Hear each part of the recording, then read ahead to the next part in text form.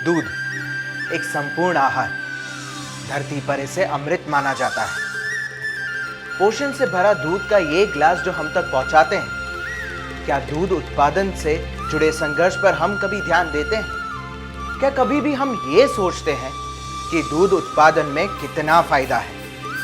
चलिए उन्हीं से जानते हैं। ज्यादा इनकम वाली बात नहीं है इससे, जैसे इसको खिला रहे हैं उस तरह से दूध नहीं दे रहा है पशु मौके का। ये खुराक में इतना महंगाई हो गई है, इसलिए कोई फायदा ही कम मिलता है। जानवर गर्मी में कम आते हैं और जितना दूध देना चाहिए वो उतना टाइम पे देते ही नहीं, इसलिए हमें मुनाफा कम होता है। आखिर ऐसा क्यों? आइए देखते हैं क्या होता है। हम अपने पशुओं को ज्यादा मात्रा में सूखा चारा, मौसम में उपलब्ध हरा चारा, 1 या 2 प्रकार के दाने, चोकर या खली वगैरह खिलाते हैं। खनिज मिश्रण तो ना के बराबर। पशुओं की जरूरत की जानकारी ना होने की वजह से कुछ तत्व या तो हम जरूरत से ज्यादा खिलाते हैं या कम, जिससे पशुओं को मिलने वाली खुराक असंतुलित होती है। इससे स्वाभाविक रूप से खर्चा ज्यादा होता है और दूध उत्पादन भी पशु की आनुवांशिक क्षमता से कम होता है। अगर मैं आपसे कहूं कि आपके पास उपलब्ध आहार सामग्री और संघ से उपलब्ध क्षेत्र विशेष खनिज मिश्रण से दूध की उत्पादकता और गुणवत्ता को कम लागत में बढ़ाया जा सकता है और आपकी आमदनी भी बढ़ाई जा सकती है, तो क्या आप मानेंगे? आइए देखते हैं कैसे। एनडीडीबी ने देश भर में पशुपालकों की जरूरत को बारीकी से समझा है और कई विश्लेषण और प्रयोगों के बाद एक ऐसा कार्यक्रम तैयार किया है जो पशुओं की उत्पादकता और पशुपालकों की आमदनी में वृद्धि ला सके। इस पहल को आरबीपी या राशन बैलेंसिंग प्रोग्राम या फिर आहार संतुलन कार्यक्रम के नाम से भी जाना जाता है।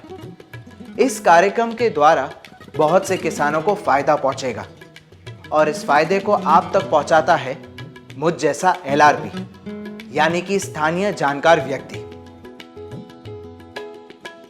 देखा जाए तो एलआरपी का काम एक सेतु की तरह है, जिसे आरबीपी सॉफ्टवेयर का प्रशिक्षण दिया जाता है तथा कार्यक्रम को गांव में चलाने हेतु अन्य जरूरी सामान दिया जाता है और तब हम आप जैसे किसानों के घर घर जाकर आहार संतुलन की जानकारी पहुंचाते हैं। सहकारी संघों, महासंघों, उत्पादक कंपनियों, ट्रस्टों और सेवा उपलब्ध कराने वाली संगठनों की सहायता से आरबीपी कार्यक्रम पूरे देश भर में चलाया जा रहा है। किसानों को आरबीपी के फायदे समझाने के बाद रुचि दिखाने वाले पशुपालकों की पहचान की जाती है। रोजाना 5 लीटर या उससे अधिक दूध देने वाले पशु संतुलित आहार खिलाने पर बेहतर परिणाम दे सकते हैं। इसीलिए ऐसे पशुओं को चुनकर टैगिंग किया जाता है और पशु तथा पशु मालिक से संबंधित जानकारी ली जाती है। हम यानी कि एलआरपी चुने हुए पशुओं के दूध का फैट टेस्ट करने के लिए नमूना लेते हैं। साथ ही पशु की अन्य जानकारी तथा वर्तमान में खिलाए जाने वाले चारे का वजन लेते हैं। उसके बाद उन खाद्य पदार्थों और क्षेत्र विशेष खनिज मिश्रण के साथ कम से कम लागत का राशन तैयार करके पशुपालकों को बताते हैं। हम हर किसान के घर 3 से 4 सप्ताह के बाद दोबारा जाकर पशु की वर्तमान स्थिति और चारे में बदलाव के अनुसार फिर एक नया राशन तैयार करते हैं। साथ ही हम किसानों को पशुपालन की अत्याधुनिक पद्धतियों के बारे में भी जानकारी देते हैं। आहार संतुलन कार्यक्रम को जब किसानों ने अपनाया तो रोजाना दूध उत्पादन में औसतन आधे लीटर की वृद्धि हुई और खाद्य पदार्थों के खर्च में भी कमी आई। आइए किसानों से ही जानते हैं। इसका ट्रायल मैंने 2 पशुओं पर किया, जिससे मैं काफ़ी संतुष्ट हूँ। उन 2 पशुओं में जो मेरे को आमदनी पहले थी उससे 20-25 रुपये पर दिन की बढ़ चुकी है। दूध भी बढ़ गया और फैट एसएनए भी बढ़ गई, जिससे दूध का रेट भी ज़्यादा लगना शुरू हो गया हमारा। ये जो राशन बैलेंसिंग है ये बहुत ज़रूरी चीज़ है, ये कराना ही चाहिए और इससे पशु में भी सुधार है, दूध के गुणवत्ता में भी सुधार है। तो इस तरह आरबीपी से दूध उत्पादन, गुणवत्ता दूध में फैट और SNF की मात्रा बढ़ती है।